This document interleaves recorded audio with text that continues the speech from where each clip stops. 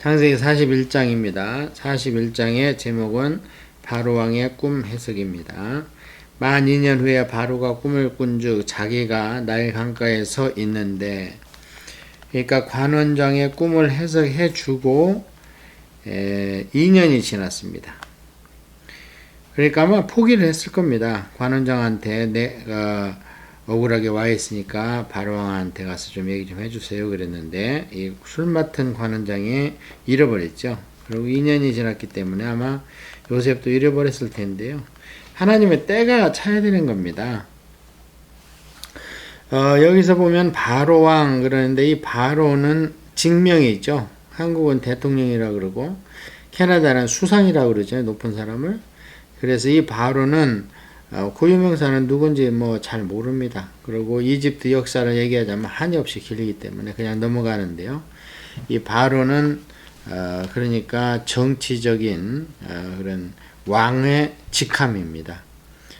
그래서 이제 나일강가에 서 있었습니다. 이집트는 예나 지금이나 이제 그 나일강이 아주 어머니의 젖줄같이 많은 유익을 끼치는데요. 보니 아름다고 살찐 7 암소가 강가에서 올라와 갈밭에서 뜯어먹고, 그 뒤에 또 흉하고 파리한 다른 7 암소가 나일강가에서 올라와 그 소와 함께 나일강가에 서 있더니, 그 흉하고 파리한 소가 그 아름답고 살찐 7수를 먹은지라.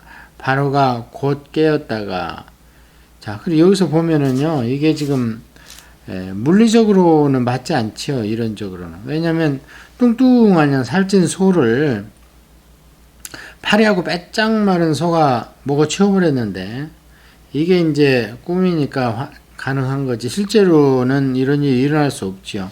예를 들어서 200kg짜리 소를 100kg짜리 소가 먹었다? 그 말이 안 되는 거죠. 그래서 나중에 보면은 느부갓네살 왕의 꿈도 그렇습니다.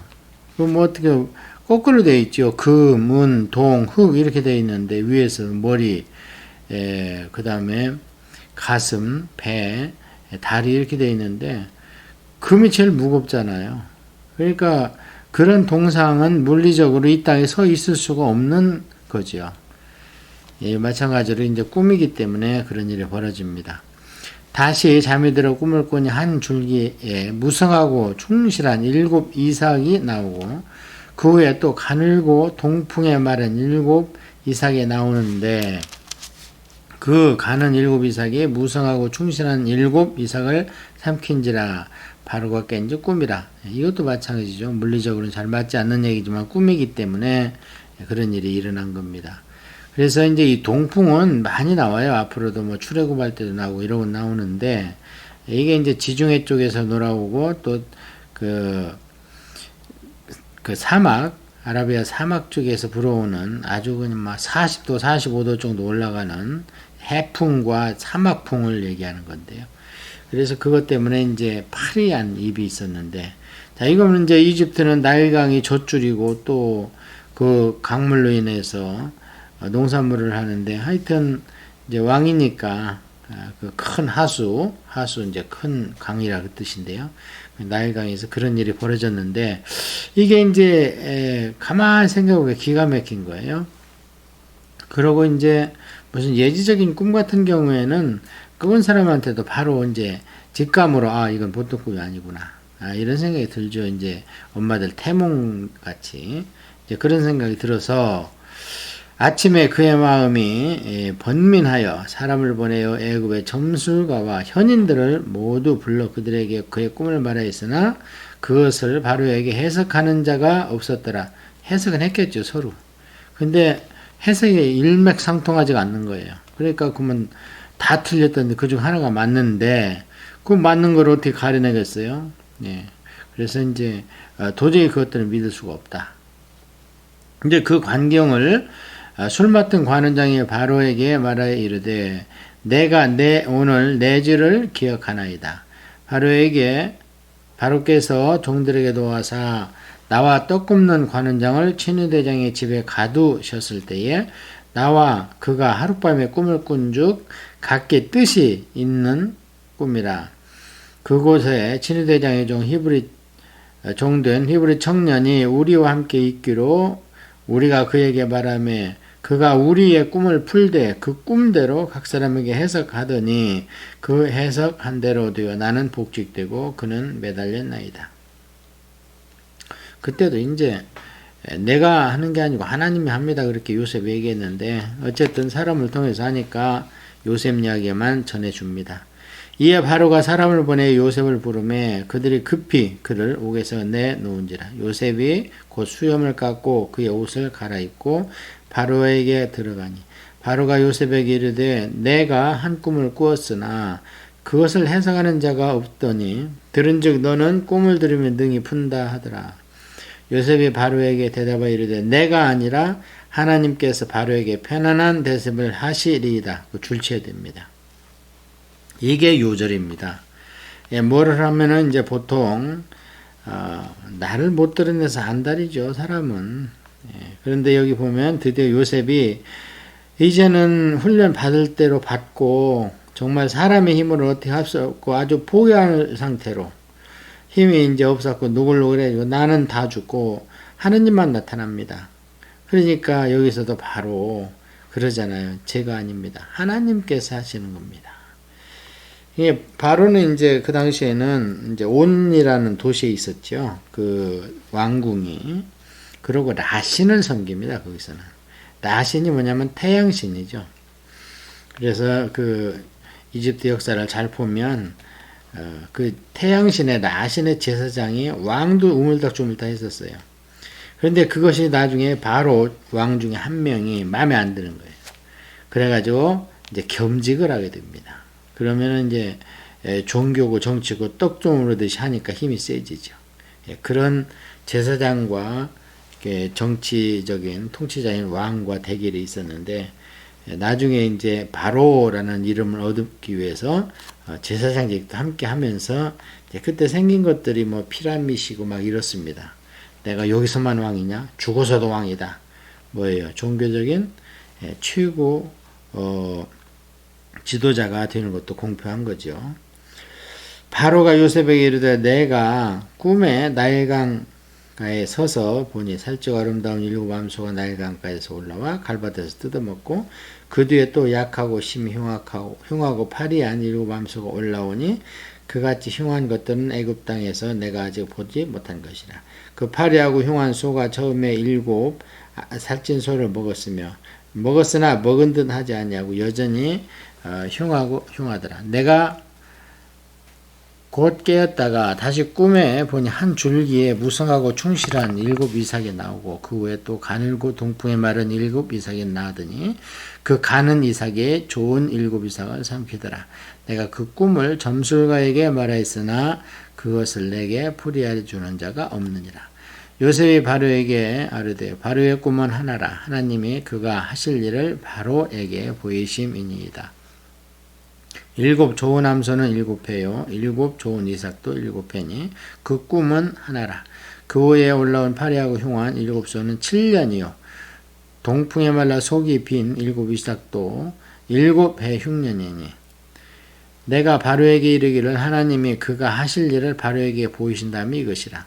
온 애굽 땅에 일곱의 큰 풍년이 있겠고 후에 일곱의 흉년이 들어오므로 애굽 땅에 있던 풍년을 다 잊어버리게 되고 이 땅이 그 기근으로 망하리니 후에 든 그 흉년이 너무 심함으로 이제 풍년을 이 땅에서 기억하지 못하게 되리이다.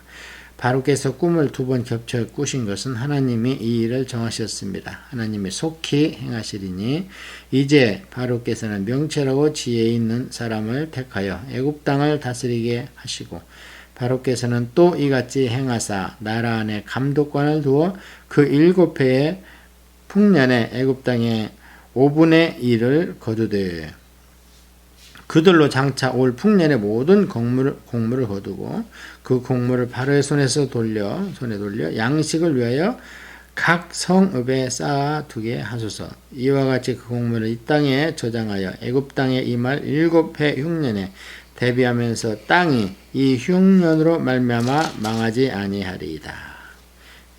많이 길게 읽었는데요. 그 꿈 내용이 반복됐기 때문에 별 설명이 필요한 부분이 아닙니다. 자, 그렇게 해서 무슨 얘기냐면 풍년 들었을 때에 소출의 5분의 1, 20%를 거두라는 겁니다. 근데 그 당시에 중운동이나 모든 그 나라에서 보통 보면 세금이 11조였습니다. 그래서 우리 성경의 11조도 사실은 한 나라를 지탱해 갈 수 있는 근간을 이스라엘에도 그것을 도입한 거예요. 그래서 10%의 소출의 세금, 이제 소득세라고 합시다. 그런데 이제 풍년 때에는 20%를 내라는 거예요. 자, 20%면은 반발을 하지 않겠는가? 평소보다 2배인데 그렇지 않습니다.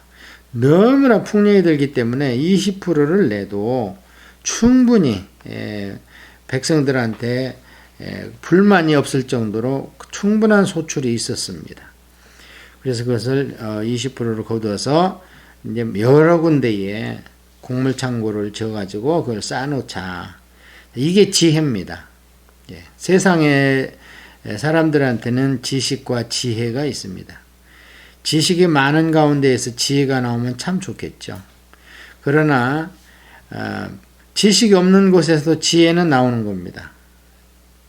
그래서 이 지혜와 지식 가운데 무엇을 가지겠는가 하면은 보통 성경에서는 지혜를 많이 얘기하는데 위시돔이라고 그러죠. 영어로는 이제 이것을 히브리어로는 호크마 이렇게 이야기를 합니다. 그래서 목사님들은 호크마라는 주석을 보통 알고 있는데요. 그 주석집도 참 좋은 책인데, 그래서 이 지혜가 요셉이 지금 바로 뭘 배워서 바로 앞에 이런 얘기를 하는 게 아니고 그냥 지혜롭게 대답을 하는 거예요. 이건 뭐 꼭 무슨 대학교 나오고 석박사를 받아야 됩니까? 이 정도가. 그런데 이 정도로 이제 대책을 세워주니까 바로와 그의 모든 신하가 이 일을 좋게 여긴지라. 바로가 그의 신하들에게 이르되 이와 같이 하나님의 영에 감동된 사람을 우리가 어찌 찾을 수 있으리요 하고.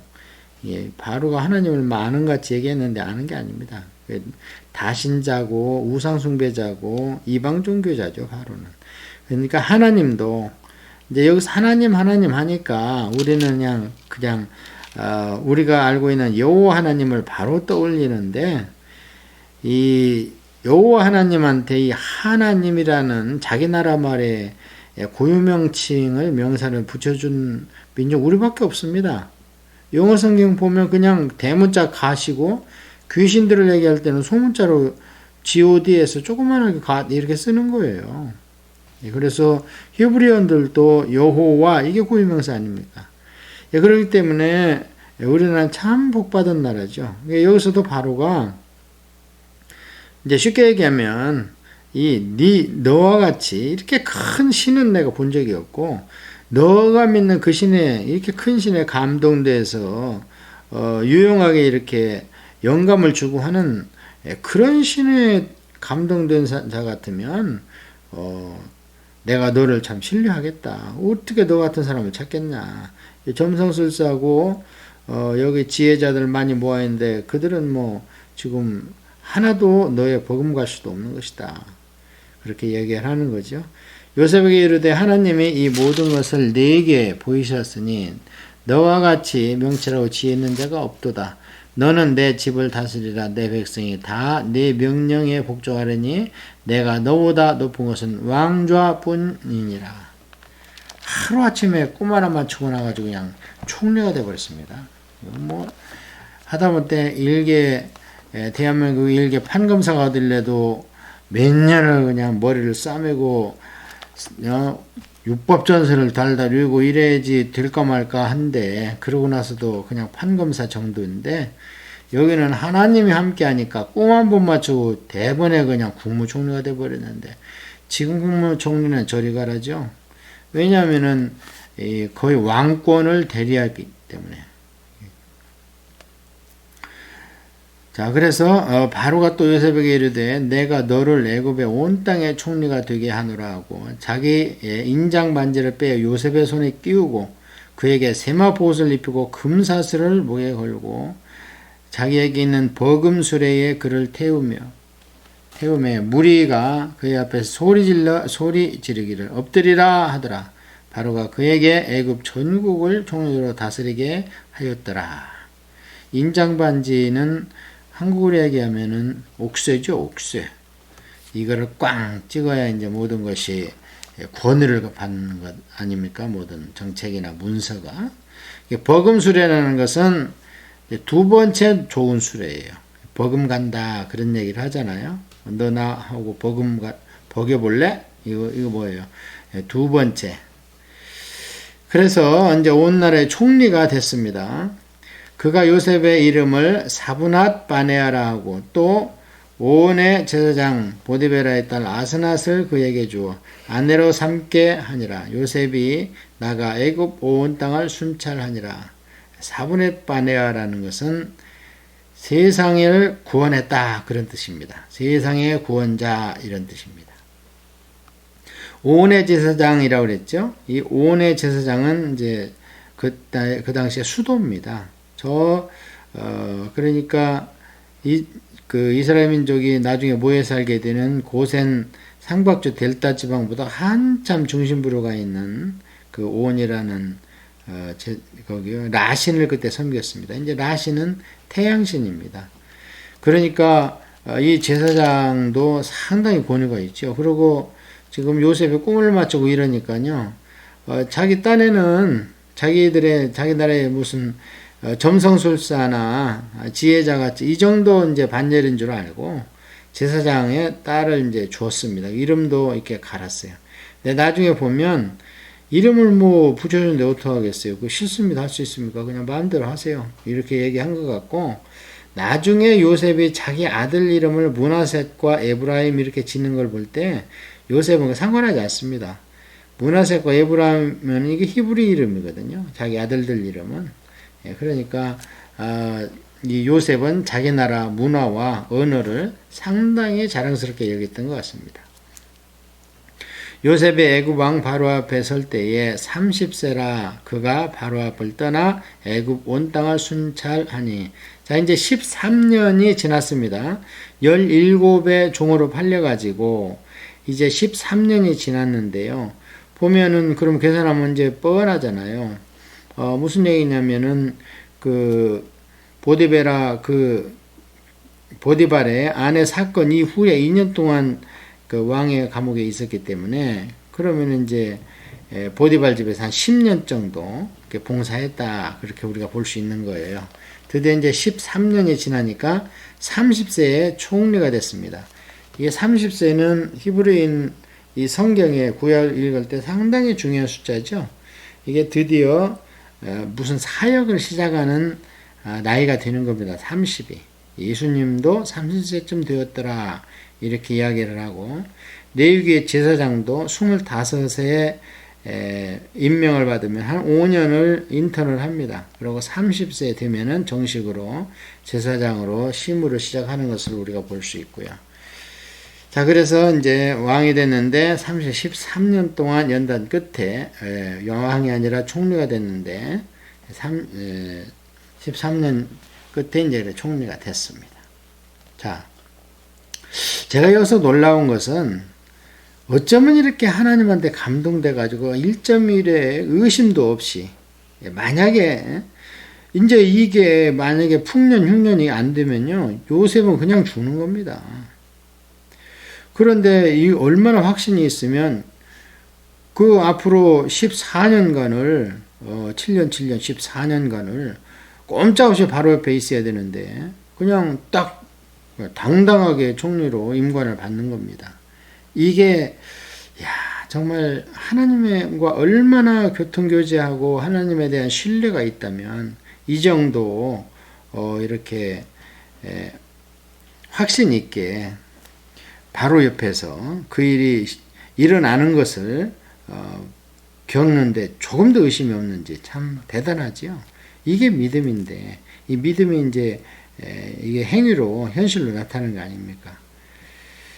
참 7해 풍년에 토지 소출이 심히 많은지라 요셉이 애굽 땅에 있는 그 7년 곡물을 거두 각 성에 저장하되 각 성읍 주위에 밭의 곡물을 그 성읍 중에 쌓아두매.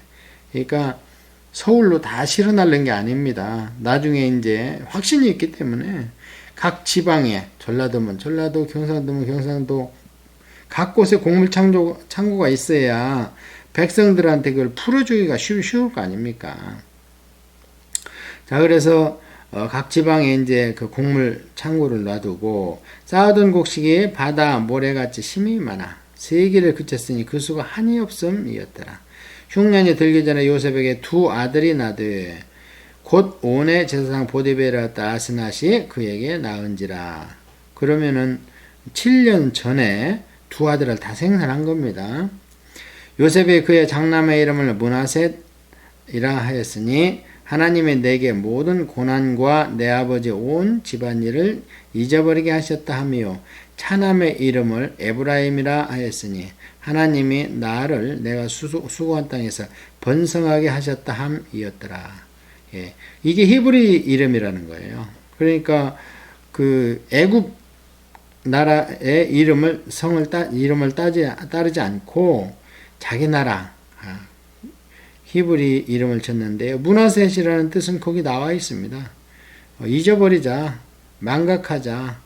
그러니까 요셉이 그렇게 충실하고 성실하게 봉사를 했지만 자기가 이 엄청난 고난이라는 것을 알고 있었습니다.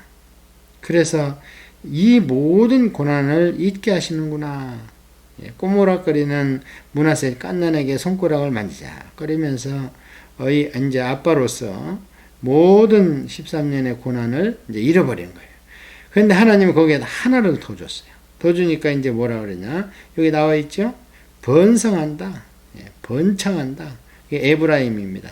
그 뜻대로 돼요. 에브라임은 나중에 큰 지파가 돼가지고 이 에브라임이 이스라엘 북이스라엘 10지파의 초대 왕조가 됩니다. 에브라임이. 자, 이렇게 해서 이 므낫셋과 에브라임이 요셉의 난 아들이지만 아버지 반열에 들어가서 12지파 행세를 하게 됩니다. 왜냐하면 레위지파가 나중에 구별돼 가지고 하나님의 소유가 돼버려요. 그럼 11지파가 되죠. 그래서 그 11지파를 12 완전수로 만들어야 되죠. 12로 12사도 12지파 이렇게 되는 것처럼. 그래서 그때 므낫셋과 에브라임이 각각 한 지파의 행세를 하게 됩니다. 그래서 요셉이 육적 장자권을 가졌다 이렇게 우리가 표현을 하는 거죠. 애굽 땅에 7의 풍년이 그치고 요셉의 말과 같이 7의 흉년이 들기 시작하매 각국에는 기근이 있으나 애굽 온 땅에는 먹을 것이 있더니. 그러니까 이제 흉년은 이제 풍년은 그 애굽 땅에 뭐 있을 수 있습니다. 왜냐하면 나일강의 범람이 왕창 되게 가지고 그냥 그 땅을 확 뒤집어 엎어서 부토도 하고 그걸 기경도 해서 확 뒤집어 엎는다는 소리예요. 쟁기로 기경은.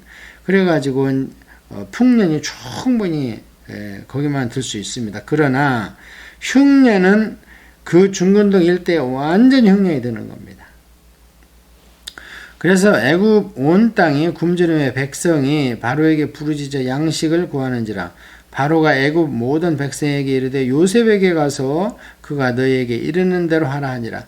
온 지면에 기근이 있음에 요셉이 모든 창고를 열고 애굽 백성에게 팔세. 애굽 땅에 기근이 심하며 각국 백성도 양식을 사려고 애굽으로 들어와 요셉에게 이르렀으니 기근이 온 세상에 심함이었더라.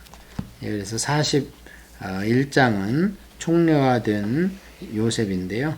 그 꿈을 통해서 해석을 해서 하나님의 힘으로 어떤 노력을 한들 이런 자리에 더군다나 그 히브리인이 어떻게 애굽 같은 대국의 총리가 되겠습니까? 지금으로 얘기하면은 한국의 유학생이 미국의 대통령 바로 밑에 가서 전권을 행사하게 된다. 뭐가 상상도 하지 않. 이건 하나님께서 도와주시지 않으면 이런 일은 있을 수가 없는 거지요. 그래서 드디어 하나님의 때가 돼서 이스라엘 백성들을 불러 모으기 위해서 그 시금석으로 발판으로 그것을 기초석으로 해서 요셉을 먼저 세워놓은 거죠. 이제 다 불러들이기 위해서. 그래서 이제 드디어 하나님의 백성 만들기가 이제 시작이 되는 겁니다. 우리가 에스라 성경을 하면서 창세기를 한마디로 뭐냐 그러면 시작의 책이다 이렇게 얘기를 하면서 앞에는 온 인류 원인류의 시작이었고 뒤에는 유대민족의 시작이었다 그렇게 말씀을 드렸고요. 그리고 유대민족의 시작은 그 구약 전체의 맥락에서 봤을 때 하나님의 나라 형성에서 가장 중요한 백성, 그 다음에 이제 출애굽기부터는 율법, 그게 헌법이죠. 그게 주권입니다. 그 다음에 이제 여호수아서 가서는 영토, 국토가 있어야 되잖아요. 그래서 국가의 3요소죠. 그래서 국가의 3요소 중에서 가장 중요한 백성 만들기가 드디어 이제 시작이 되는 겁니다. 그래서 42절부터는 다시 요셉이 재회하고 그때까지의 자손 75명을 데리고 이제 모판이 되는 고센 땅으로 이주하는 사건이 생기면서 이 창세기의 백성 만들기가 문을 딱 닫고 다음에 이제 헌법을 만드는 출애굽시켜서 헌법을 만들 때 보면은 인구는 200만이 되고 시간은 400년이 흘러가는 거지요. 다음 시간에는 42장을 같이 봅니다.